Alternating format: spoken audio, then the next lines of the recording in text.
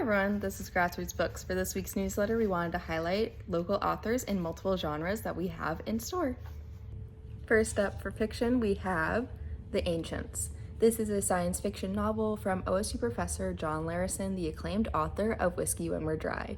This is a story that follows a young boy and his older sisters as they go on a treacherous journey to search for the last of their peoples in a world that is drastically impacted by climate change.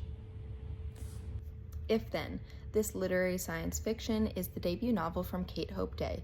Set in Clearing, Oregon, this book tells the story of town residents who are rocked by visions of an alternate reality and how the choices that we make shape our lives. This is perfect for fans of Little Fires Everywhere.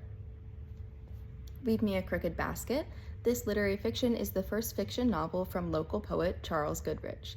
This book tells the story of a woman who returns to her family farm to help her ill father and her brother and cousin who are trying to save the farm from bankruptcy. For poetry, we have Dear Future. This is a book of poetry from Jennifer Richter, the OSU professor, and it won the 10th Gate Prize.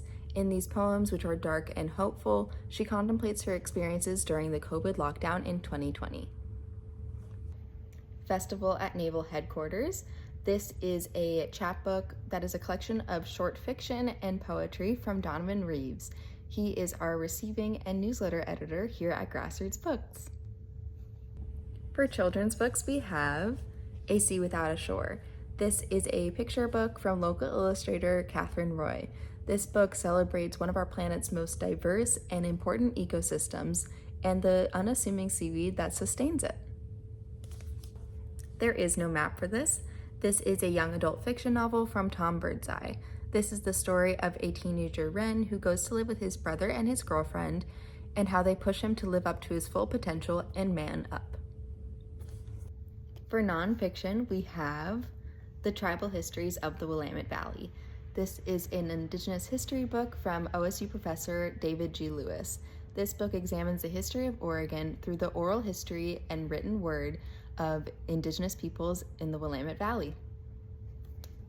New Times in the Kitchen, The Next Generation.